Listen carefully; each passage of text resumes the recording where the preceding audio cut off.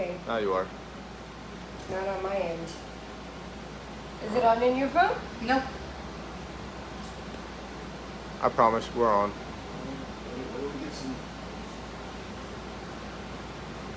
Are you even on it? Oh, she's not her. She's not even No, on it. I had to get back out. I had to get all the way out and go all the way back Okay, in. well, maybe I have to do that too. We're on. What? We're good. Okay, remember, y'all are closer to the mic than us, so. Where's the mic? Oh, you don't have it now. Well, here we go, sneaking in the back door, everybody. That's right. Nobody's listening right now, but I'm gonna say it anyway. If the sound's not good, we're gonna try to speak up a little bit. The last 2 weeks, we had some people complaining about rightfully about the sound. Right. And what we found out was 3 days ago, our microphones, the lithium batteries and the mics we normally use, has been dying. And it finally died. We played taps and had the funeral yesterday. Beautiful. We had it beautiful. It'll make you cry, Scott. Shit, one here. One tear. So we're going to speak up. We're going to be using just the telephone's microphone. And hopefully this can be loud enough. If you can't quite hear us, we'll play back. Turn your volume up a little bit more. Maybe that'll work. Maybe, yeah, that'll be thank you, Joanne. So we got the whole crew here. We got Agent Dino. We got Agent Butters. Hello. We got Kennel Chris, kennel manager, right in the back there running the camera. Tech Chris, I should say, tonight. And head agitator, master agitator for the place, Scott Sinclair. Evening, everyone. And so we're gonna discuss a little dog training stuff that nobody else talks about, nobody else wants to talk about, or maybe nobody else can talk about. I don't know. We're gonna find out. But Scott is relatively new to the competition dog world, and more importantly for me, he's a little new to the security dog world, because that's where I came from, and that's what I still do, mostly security dogs. That's his main interest. That's why he started agitating for us, and he's got 2 really good dogs that he's got doing that sort of work. We'll feature them someday. And what I learned about Scott was when he's like, hey Garrett, if you're around, he's like kind of like my old friend Garrett Brill. You know, when he gets into something, he goes at it till he's mastered all of it. So he watched Friends one day and then learned how to play. What'd you play with that? What was that game you called? Foosball. Foosball. Table soccer. Foosball. Yeah. Yeah. You went to like championships and all that stuff, tournaments. Yeah, world championships. You know, I ranked in Texas. I played as a kid, and I ranked in Texas, and we were doing traveling to Alabama, Florida, everywhere in tournaments in early '90s. Yeah. That was just something that enthralled me, and still does today. But the past is the past. Now it's about dogs. So he's bringing that enthusiasm to the dog world, and he throws me some head scratchers. You know, I gotta go, well, I'm not real sure, but that's what education and experience is all about. Discovering things that you never thought about, doing things you've never seen before, having problem dogs, right, Agent Butters? Yes. Pop up for you to train, and then moving on with it. So, yeah, we're gonna talk about. The title is How Dog Trainers Make Their Money. There's some, like everything, there's a marketing system, and once something works for one person, if another person goes in that business, they jump on it. And I've kind of touched on this with the language of dog trainers a while back. So this is going to kindly relate to that, but it all started when Scott sent me this little note with questions about how dogs are trained for what they are trained for. And I'm just going to let him read this to you guys. So, you know, I call it outside the box. It started off, I robot dogs. When I look at training obedience, bite work on dogs, everyone has a set way of doing things with their dogs. Procedures, whether it's French ring, Shih Tzu, et cetera, et cetera. You know, everybody's different. Now, I respect these sports and what they do. They're robot dogs, period. Yeah, that's a good way to put it. They're robot dogs are following a pattern. Now, I live in the real world, real life. We spend a lot of life in the real world, but occasionally we'll go to a sporting event and cheer for our favorite team, you know. But real life is a different kind of adrenaline. You're at the plate. It's 4th and inches for that first down. Then you get stuck for 5 yards. You lose the play, but in real life you might lose more than that. You know. By no means, I'm not attacking anybody, not saying anything, you know. Sports association dogs, I'm not attacking anybody, get me right. I'm not bashing nobody. No. But real life situation training is training in a few spots around the country, the whole country. The right kind of protection dogs we need for real life situations. You know. But what I'm seeing now is sports people training protection dogs, influxing sport training into protection dog training. You know, but you know, that's for another day. We'll talk about it another time. Yeah. Repetitive work is essentially getting the pups to where they need to be. The basic foundation for thinking outside the box. Doing things that you can't do or your dog will fail when it matters. The can't do is doable. You can go outside the box and instill the behaviors in your dog if you want to. This all started out, my dogs are at a certain level, and I was asking Butch, I said, Butch, I want the dog to come to a heel. But if I had 2 dogs on the same line, the same scent, what do I do to get the dog to go to this side? So I have a dog here and a dog here. Then he told me what to do. And it made sense, and that clicked, and that's why I wrote this. It just was like, some dogs are more advanced. As you walk, the dogs get advanced, the handlers get advanced. Mm-hmm. Well, that's most of the time. But You just brought something up totally. This is why I like working with Scott. He just brought up a different way, something brand new that I never had thought about until right now. Essentially, what he's saying is the average dog trainer, professional dog trainer, is just training a pattern. We'll get into that a little bit more as I tell you how they set classes and things up to make more money. But it's a pattern, and real life doesn't have patterns, right? no, it doesn't. And here's a great example. I just literally never thought about this till right now.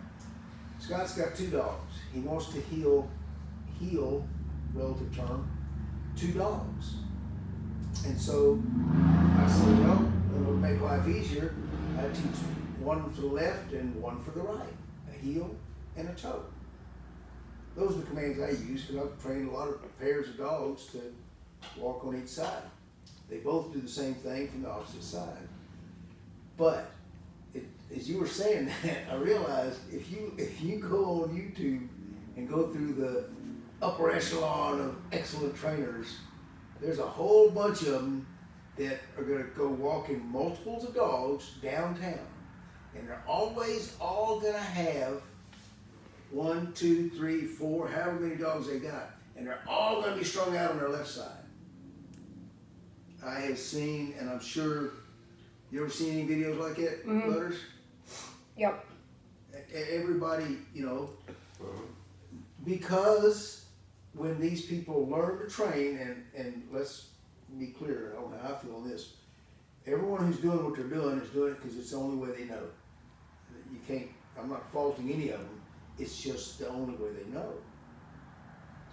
And what they learned when they went to their sport was heel is on the left-hand side.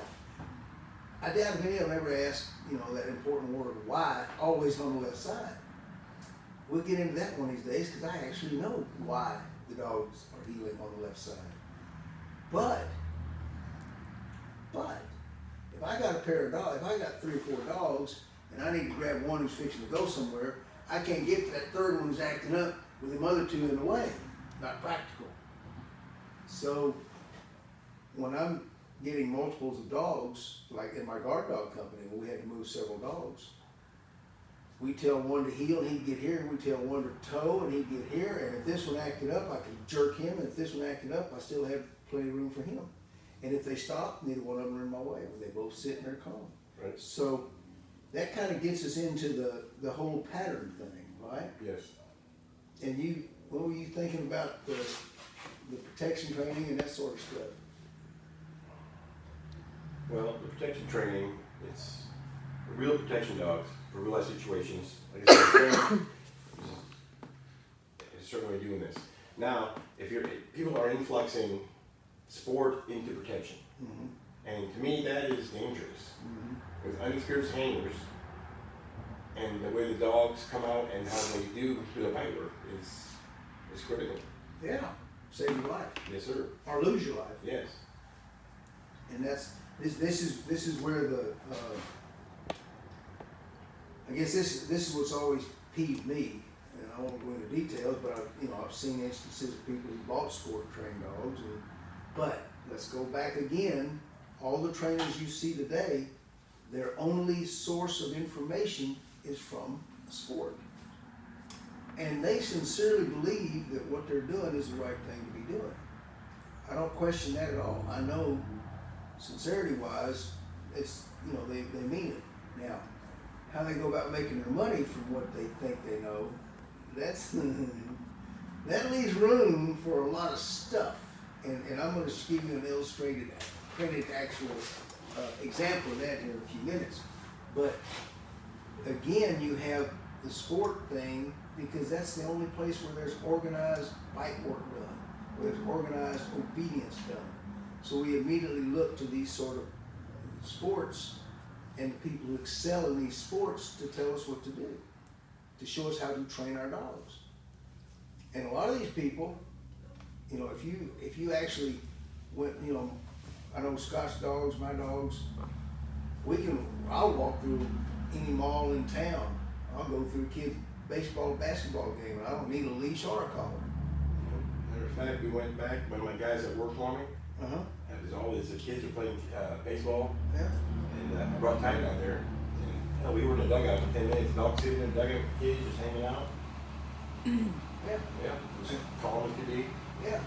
And that's not a pattern you'll see on the sport field, The focus here was a pet peeve of mine, what do you call disclaimer, just walking with the dog looking up at you, and that's done in the show ring, and now it's grown into the whole world, or the whole country, because since people see it being done on TV, and people that they go to are competitors in the show ring, this is what people think dogs should do. I can't tell you, half our customers come out here when they ask about heeling say, well, I want my dog to look up at me when he walks. Let your dog be a dog too. Well, that's part of it, but here's the other thing. If your dog's walking around this happened at one of our Canine Pro Sports trials. Remember, they're set up for real life, not for the show ring. And we had a little old, I think it was 14-inch jump, and it was there for this purpose. And we had a bunch of show dog people who were competing, and they're going like this, and every one of them dogs like to trip over that little 14. So that's the best example I know of a show ring style creeping into your world. Dog ain't going around free going on. Yeah, and the only reason the show ring people do that is because their dogs, they don't want them to be distracted by people watching around the edge of the show ring or the other dogs walking around.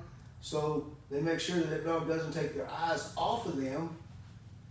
And so the dog's not even thinking. He's just following this sucker like this, So here's an analogy I like to make. In our guard dog company, we had a security canine teams, right? And we did labor strikes. We did a prison riot in Mexico, old Mexico, not New Mexico. For me, in a security situation, and this holds true today of anybody, if I'm walking through a door wondering if there's somebody on the other side that's going to shoot me, my dog best be looking out with his nose for everything he's in front of me. Yep. To hell with it, right, Butters? Yep. What? When you're done, somebody has a question. Yeah. Cat Fight said, during training sessions, how should the dog owner behave to absorb the trainer's information? She said, I talk too much, then the hour's over. Then she said, I have an American Akita that jumps on people. Should we repeat that? Yeah, Okay, she said, during training sessions, how should the dog trainer behave to absorb the information? Handle the trainer. It says, how should the dog owner behave to absorb the trainer's information? Oh, okay. Well, like, Be involved. and like any two-person endeavor in communication. Shut up and listen. Respect the person, but here's the secret to really knowing what's going on. 3 little letters, WHY. Every time they say do something, you say why.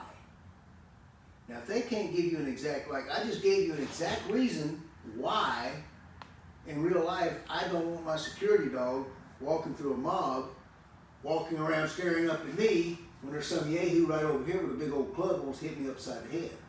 That's why I don't do the focus healing. So if you're dealing with trainers, your trainer, ask why. Shut up, listen, be respectful. And if you wonder about anything they're asking you to do, use that word. Just ask. Yeah. And, I love it when people ask why. That tells me they're involved in their dog. And if they're involved in their dog, I know they're going to have a really good dog. And if they have that really good dog in the long run, it's going to reflect on me and my training. So, True. that's the main reason. We talked about how you make money. So remember, a lot of what you see in the sport world, in the training world, is going to come from the sport world. It's the only source of information people have. And you'll see, I love the ones that people say, the trainer says, lists his qualifications. 10 years experience. Doing the same thing over and over again is not experience in nothing. It's just doing the same thing over and over and over again, right? True. So, to that question, if you're looking for a trainer, see what they've been involved in. See what their actual experiences are. You can get, I started out with coonhounds when I was that tall. And later on, I started doing some AKC obedience, and then I did some show ring, and then I did some UKC, and then I did ABA, and then I was training my dogs, got good enough where I could train my own, and then I trained some for some other people, and then I showed in the ring with other people's dogs, and then I judged in the ring with other people. That's experience. I didn't do one thing. We did hog hunting with bulldogs. That's when you're looking at experience, and those are the kind of things you should understand. But to address the dollar bill portion, and this is where why comes in real handy. Protection dog training that's something we stick on, because obviously security dogs is what I've done most of my life. This is a list of a training program from Protection Dog Company. And it's the best example. When you go to Protection Dogs, that's the extreme, that's the ultimate. There's probably nothing requiring more work and experience than a true personal protection dog. Schutzhund sport dogs require every bit as much work and even more for their obedience. I want to be sure that everyone understands that. Ring dogs require almost as much for bite work, and then everything else comes below that. But security dogs, the difference between a security dog and a sport trained dog is really simple.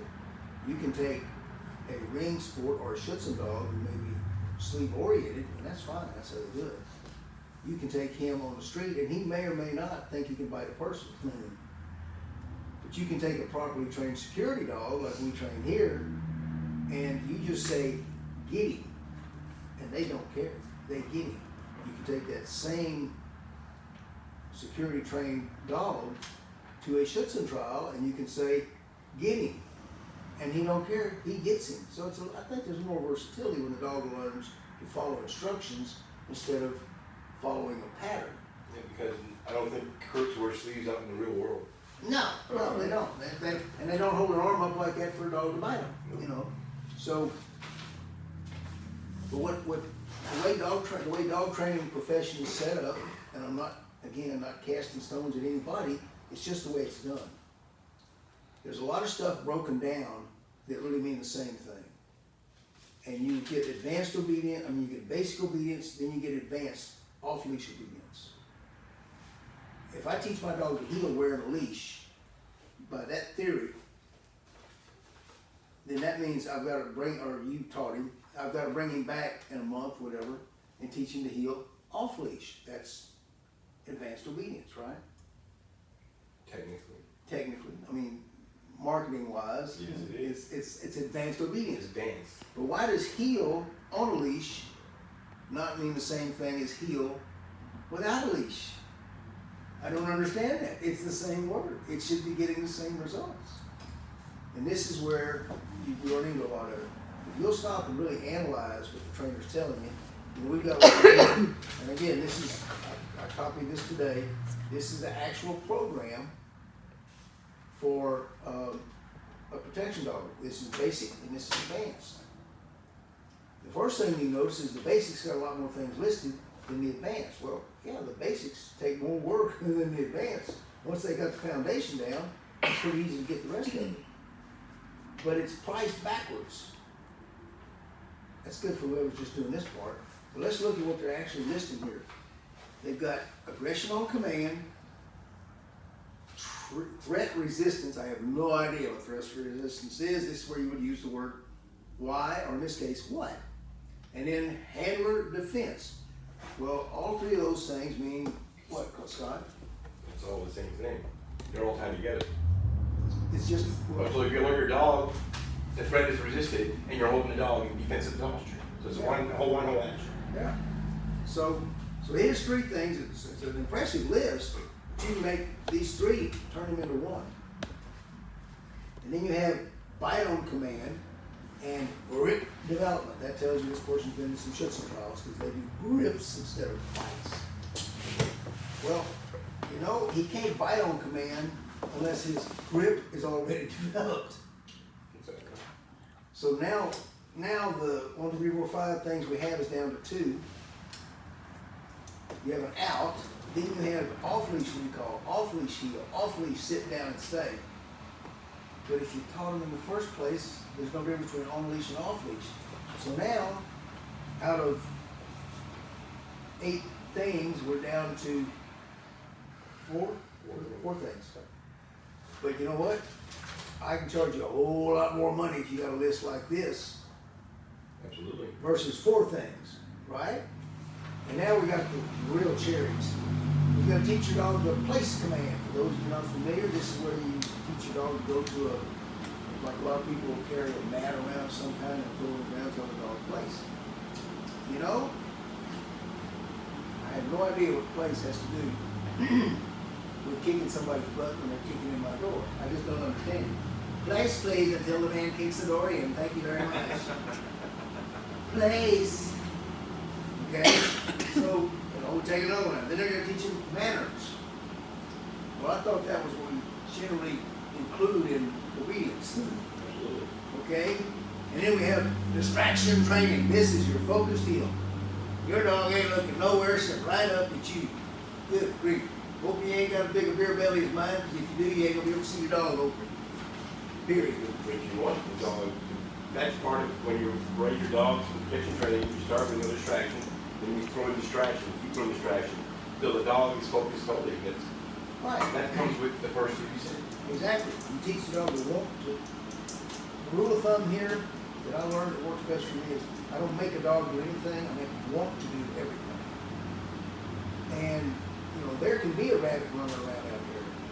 Bart can look at that rabbit, but if I say down, he wants to down. In the 70s, the new theory of alpha dominance came into being erroneously because of a faulty study. I won't go into that expert I mentioned before. The that, the main mantra for everyone who wanted to be a dog trainer, what I grew up with, was dogs are born trying to please man. And I'll stick with that to this day.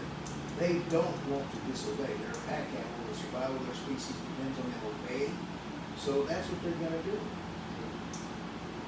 That's how we're gonna have to go forward with it, because we're running out of time. Don't keep too many people put too many people to sleep. Dino's sitting over there going, Got a kick before Butter starts snoring. I'm good. She's good. She snores loud too, I tell you. What?